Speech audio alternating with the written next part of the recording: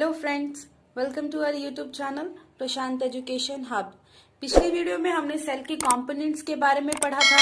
हमने पढ़ा था 4 कंपोनेंट्स पढ़े थे सेल के, प्लाज्मा मेम्ब्रेन, न्यूक्लियस, साइटोप्लाज्म और सेल वॉल।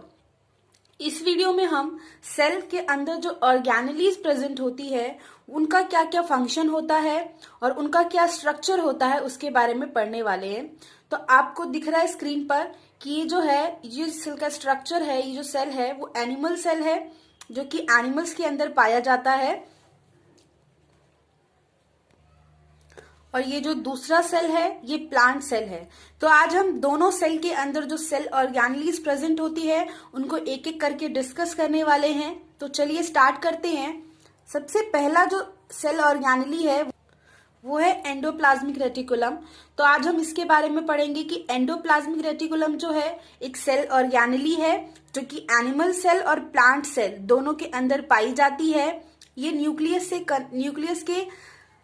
की जो वॉल होती है उसके बाहर प्रेजेंट होती है। ये इसका स्ट्रक्चर आप देख रहे होंगे कि इस तरीके से कुछ इसका स्ट्रक्चर होता है।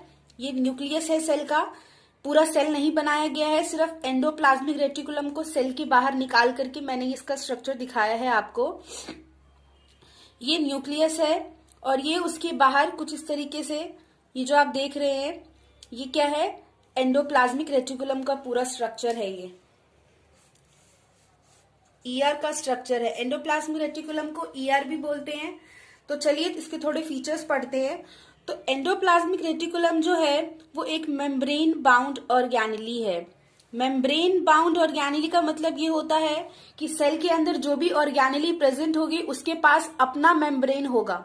इसका मतलब ये है कि सेल के पास, हमें पता है कि सेल के पास अपना मेम्ब्रेन होता है जिसको प्लाज्मा मेम्ब्रेन भी कहते हैं। लेकिन सेल के अंदर जो ऑर्गेनेलीज प्रेजेंट होती है उनके पास भी अपना मेम्ब्रेन होता है। तो ऐसी सेल ऑर्गेनेली को बोलते हैं मेम्ब्रेन बाउंड ऑर्गेनेली। जैसा कि हम देख रहे हैं कि साइटोप्लाज्म क्या है, एक मेम्ब्रेन बाउंड ऑर्गेनेली है।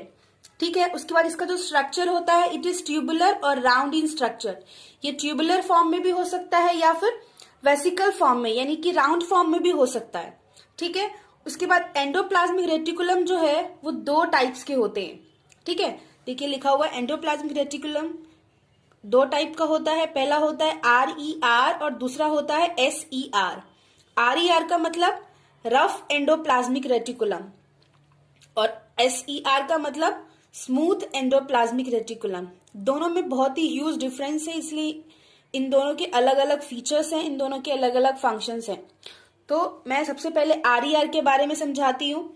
तो RER जो है रफ एंडोप्लाज्मिक रेटिकुलम, इसको रफ इसलिए बोला गया है क्योंकि इसका जो सरफेस होता है उसके ऊपर राइबोसोम्स प्रेजेंट होते हैं। क्या प्रेजेंट होते हैं? राइबोसोम्स। ये देखिए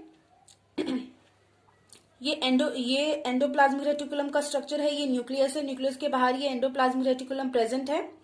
उसके ऊपर देखिए ये आपको कुछ डॉट्स नजर आ रहे हैं, कुछ छोटे छोटे इनसर्कल्स नजर आ रहे हैं, है ना। और ये जो आउटर मतलब सबसे लास्ट वाला जो लेयर है वहां पर देखिए इस पर कोई डॉट्स प्रेजेंट नहीं है, कोई भी डॉट्स नहीं है इसके ऊपर, है ना। तो जो डॉट्स वाले एंडोप्लाज्मिक रेटिकुलम की जो ट्यूब्स नजर आ रही है इनको रफ एंडोप्लाज्मिक रेटिकुलम बोलते हैं। और जिनके ऊपर ये डॉट्स नहीं है उनको बोलते हैं SER, यानी कि स्मूथ एंडोप्लाज्मिक रेटिकुलम। इसका नाम स्मूथ इसलिए है क्योंकि इसके पास क्या है, राइबोसोम्स नहीं होते हैं, ये राइबोसोम लेस होते हैं। Ribosome less. SER जो होता है वो राइबोसोम लेस होता है और इसके पास RER के पास क्या होता है, राइबोसोम प्रेजेंट होते हैं।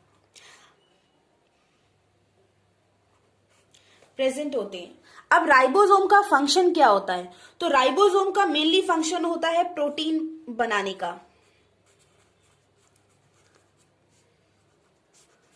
राइबोसोम का फंक्शन क्या है? Protein formation. प्रोटीन फॉर्मेशन का। तो जैसा कि आप देख रहे हैं कि रफ एंडोप्लाज्मिक रेटिकुलम के पास राइबोसोम्स प्रेजेंट है और स्मूथ वाले के पास राइबोसोम नहीं है, वो राइबोसोम लेस है। तो इसका मतलब ये है कि जहां पर भी राइबोसोम प्रेजेंट होता है हमें पता है कि वहां पर प्रोटीन फॉर्मेशन होता है। तो तो इसका मतलब क्या है कि जो रफ एंडोप्लाज्मिक रेटिकुलम है वहां पर प्रोटीन का फॉर्मेशन होता है, क्योंकि उसके सरफेस के ऊपर क्या है, राइबोसोम्स प्रेजेंट है।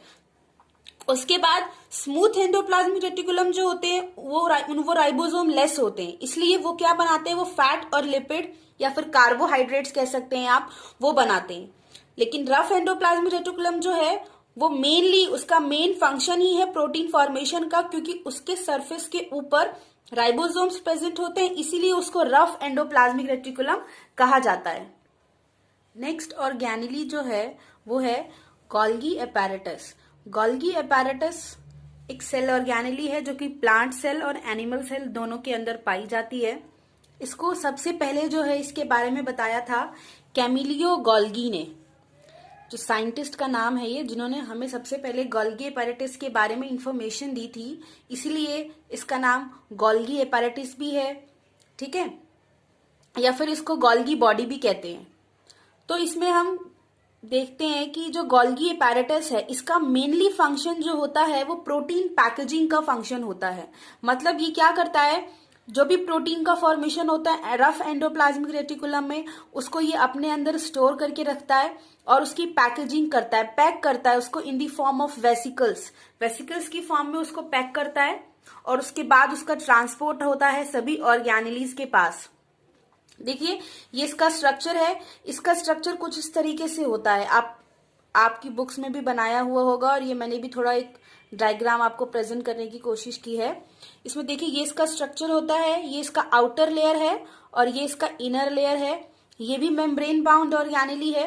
उसके बाद आप ये देख रहे हैं ये जो डिस्क लाइक स्ट्रक्चर है ना, इसको सिस्टर्ने बोलते हैं, इसको बोलते हैं सिस्टर्ने, जो कि गोल्गी एपैरेटस के स्ट्रक्चर में इस तरीके के कुछ डिस्क लाइक के स्ट्रक्चर होते हैं जिनको सिस्टर्नी बोला जाता है।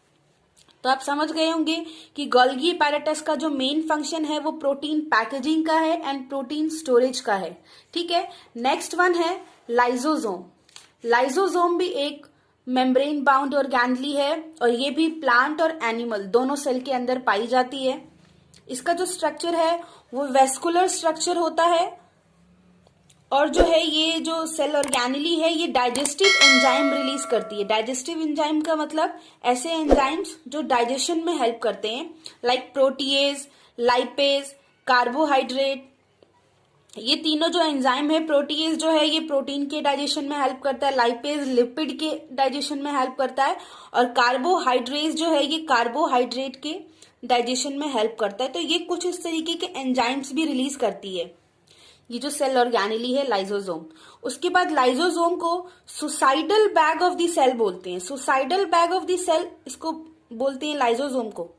अब क्वेश्चन ये है कि इसको suicidal bag of the cell क्यों बोलते हैं, तो इसको इसलिए बोलते हैं सुसाइडल बैग क्योंकि जो लाइसोसोम होता है उसके अंदर अगर कोई भी सेल खराब हो जाता है या वो प्रॉपर फंक्शन नहीं करता है, तो ये जो सेल ऑर्गेनेली होती है ये उस सेल को अपने अंदर ही डाइजेस्ट कर लेती है, उस सेल को जो है अपने अंदर ही डाइजेस्ट कर लेती है, इसीलिए इसको suicidal bag of the cell भी बोला जाता है, क्योंकि ये अपने सेल को अपने अंदर ही किल कर लेता है, ठीक है। उसके बाद मैंने आपको बता दिया कि लाइसोसोम जो है वो भी एक मेम्ब्रेन बाउंड ऑर्गेनेली है, इसके पास भी अपना मेम्ब्रेन होता है। नेक्स्ट वीडियो में हम बाकी की सेल ऑर्गेनेलीज के बारे में पढ़ेंगे। Thank you for watching our video, keep subscribing our channel.